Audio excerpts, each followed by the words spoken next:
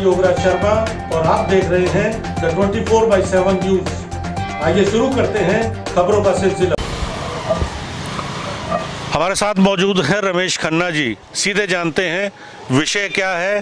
13,000 करोड़ का जो मांग है बीजेपी की, कहाँ खर्च होने हैं ये 13,000? देखिए, एक बड़ा सीधा सा मामला है। हर राज्य का एक वित्त आयोग होता है जो उस राज्य के अंदर जितने भी निगम निकाय होते हैं उनकी फंडिंग करता है। दिल्ली वित्त आयोग ने दिल्ली सरकार को आदेश दे रखा है कि 12.5% जो निगमों का हक बनता है वो इनको दिया जाए, और सरकार दे नहीं रही। सरकार इधर उधर के बहाने मार रही है, और इन पैसों से बुजुर्गों की पेंशन जानी है, डिस्पेंसरियों के अंदर जो स्टाफ लगा हुआ है उसकी तनख्वाह है, सफाई कर्मचारियों की तनख्वाहें हैं, रोज़ के छोटा मोटा जो रिपेयरिंग होती है उसके काम हैं, अन्य छोटे मोटे डेवलपमेंट के काम भी हैं, तो वो सारे रुके पड़े हैं। तो ये 4 महीने से ये इस राशि को देने में टाल मटोल कर रहे हैं। आखिरकार भारतीय जनता पार्टी को सड़कों पर उतरना पड़ा, क्योंकि संवैधानिक ये हमारा अधिकार है, और इसको लेने का जो तरीका है वो यही है कि हम भूख हड़ताल करें, प्रदर्शन करें, धरना करें।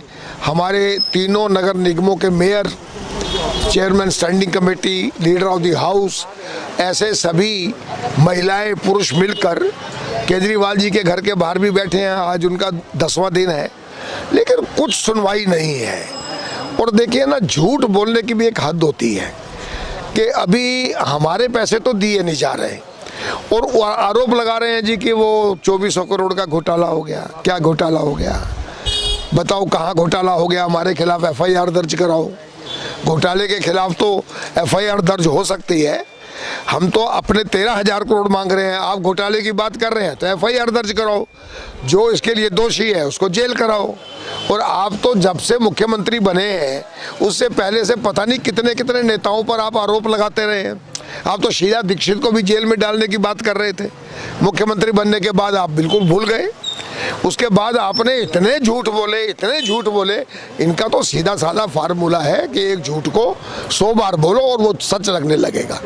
तो आज पूरी दिल्ली के अंदर भारतीय जनता पार्टी के कार्यकर्ता दिल्ली सरकार से ये मांग कर रहे हैं कि हमारे 13,000 करोड़ जिससे हमने दिल्ली की जनता को सुविधाएं देनी है, इसको तुरंत जारी किया जाए, ताकि हम अपने बुजुर्गों को पेंशन भी दे सकें और कर्मचारियों को तनख्वाह भी दे सकें।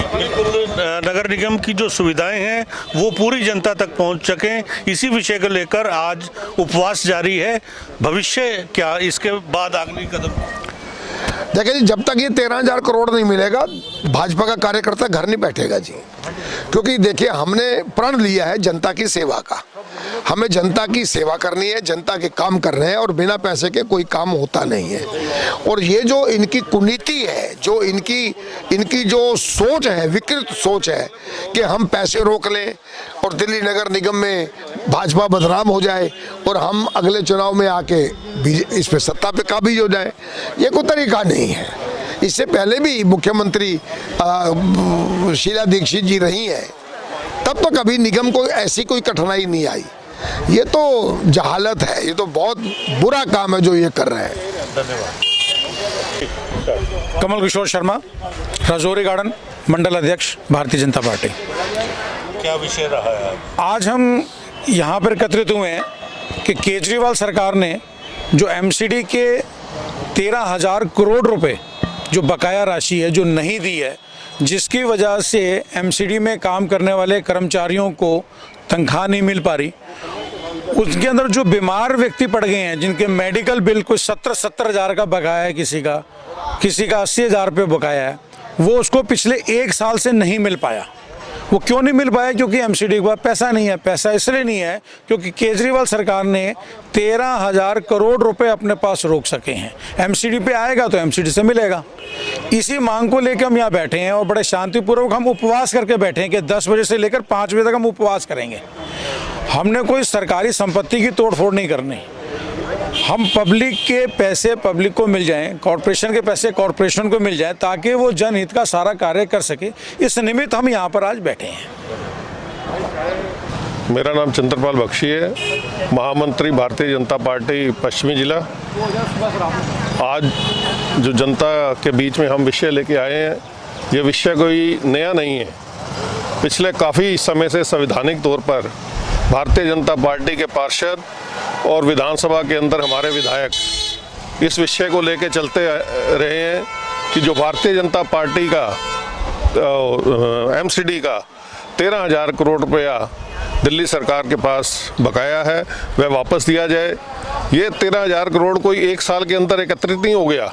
पिछले 6 साल से जब से ये सरकार दिल्ली में बनी है केजरीवाल की, एक साजिश के तहत ये एमसीडी का पैसा रोकता आया।